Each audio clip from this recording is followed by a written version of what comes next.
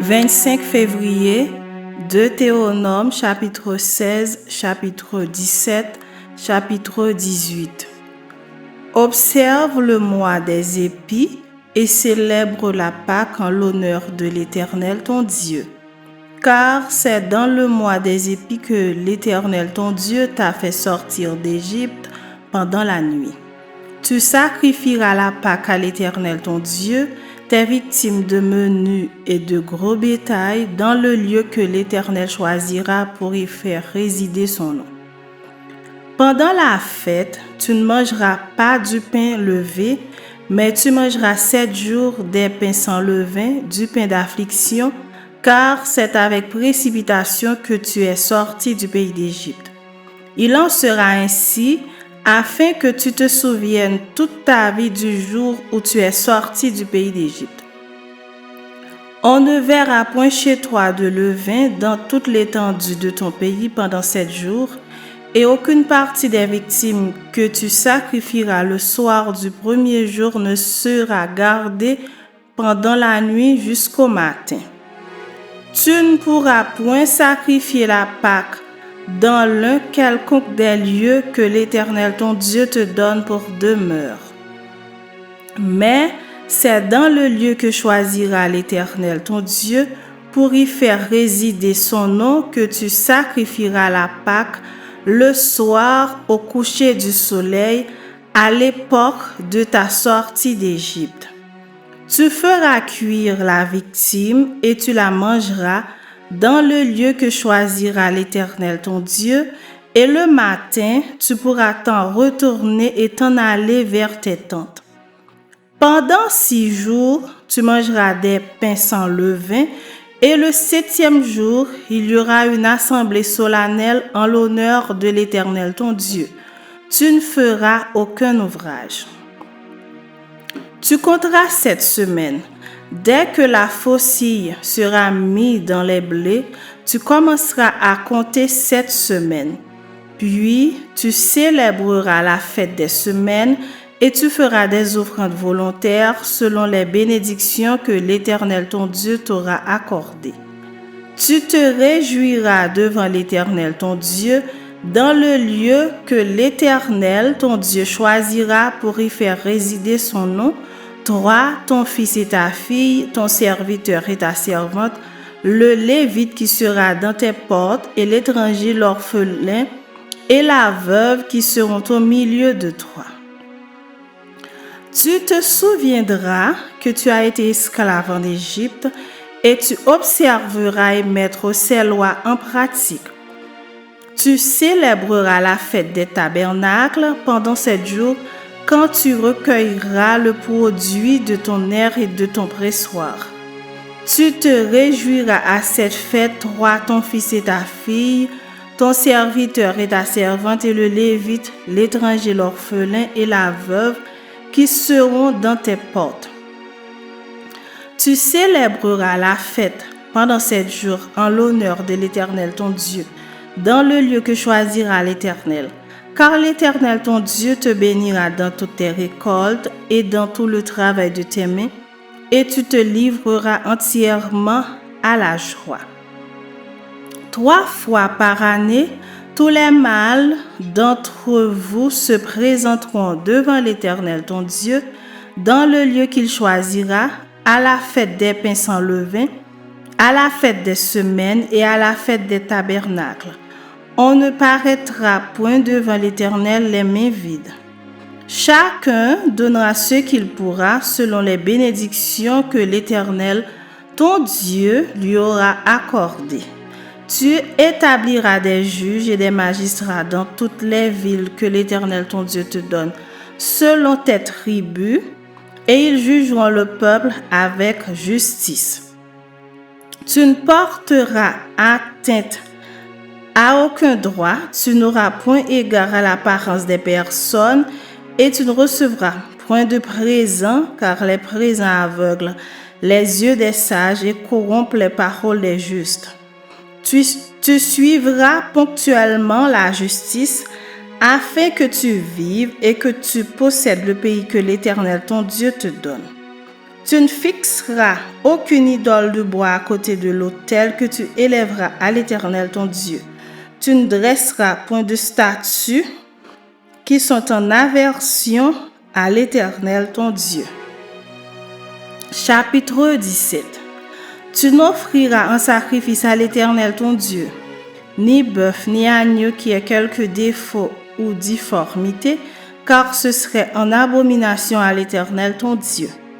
Il se trouvera peut-être au milieu de toi, dans l'une des villes que l'Éternel ton Dieu te donne, un homme ou une femme faisant ce qui est mal aux yeux de l'Éternel ton Dieu et transgressant son alliance, allant après d'autres dieux pour les servir et se prosterner devant eux, après le soleil, la lune ou toute l'armée des cieux.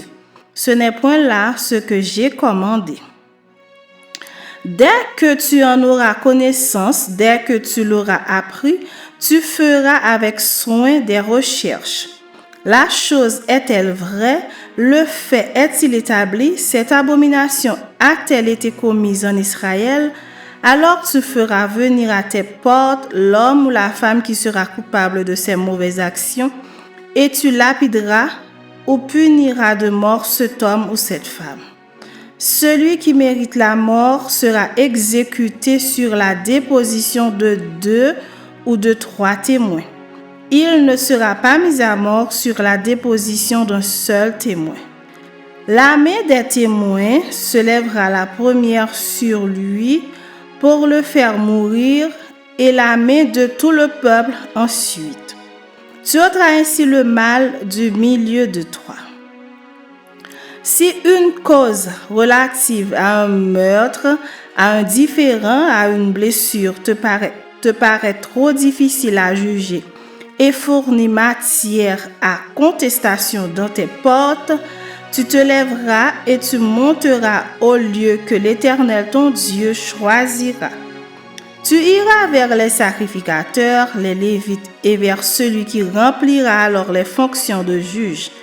Tu les consulteras et ils te feront connaître la sentence.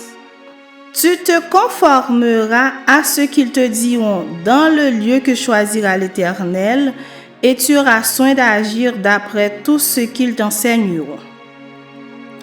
Tu te conformeras à la loi qu'ils t'enseigneront et à la sentence qu'ils auront prononcée. Tu ne te détourneras de ce qu'ils te diront ni à droite ni à gauche. L'homme qui, par orgueil, n'écoutera pas le sacrificateur placé là pour servir l'Éternel ton Dieu, ou qui n'écoutera pas le juge, cet homme sera puni de mort. Tu ôteras ainsi le mal du milieu d'Israël, afin que tout le peuple entende et craigne, et qu'il ne se livre plus à l'orgueil. Lorsque tu seras entré dans le pays que l'Éternel ton Dieu te donne, lorsque tu le posséderas, que tu y auras établi ta demeure et que tu diras « Je veux mettre un roi sur moi comme toutes les nations qui m'entourent », tu mettras sur toi un roi que choisira l'Éternel ton Dieu.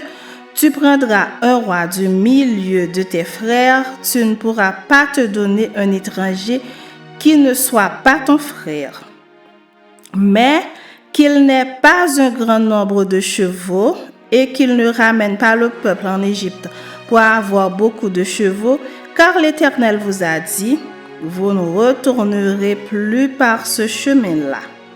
Qu'il n'ait pas un grand nombre de femmes, afin que son cœur ne se détourne point, et qu'il ne fasse pas de grands amas d'argent et d'or. Quand il s'assiera sur le trône de son royaume, il écrira pour lui, dans un livre, une copie de cette loi qu'il prendra auprès des sacrificateurs, les Lévites. Il devra l'avoir avec lui et y lire tous les jours de sa vie, afin qu'il apprenne à craindre l'Éternel son Dieu, à observer et à mettre en pratique toutes les paroles de cette loi et toutes ses ordonnances, afin que son cœur ne s'élève point au-dessus de ses frères et qu'il ne se détourne de ses commandements ni à droite ni à gauche, afin qu'il prolonge ses jours dans son royaume, lui et ses enfants, au milieu d'Israël. Chapitre 18. Les sacrificateurs, les Lévites, la tribu entière de Lévi, n'ont ni part ni héritage avec Israël. Ils se nourriront des sacrifices consumés par le feu en l'honneur de l'Éternel et de l'héritage de l'Éternel. Ils n'auront point d'héritage au milieu de leurs frères. L'Éternel sera leur héritage comme il le leur a dit. Voici quel sera le droit des sacrificateurs sur le peuple, sur ceux qui offriront un sacrifice, un bœuf ou un agneau. On donnera au sacrificateur l'épaule, les mâchoires et l'estomac.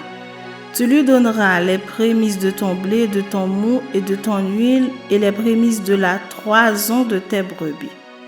Car c'est lui que l'Éternel ton Dieu a choisi entre toutes les tribus pour qu'il fasse le service au nom de l'Éternel, lui et ses fils à toujours.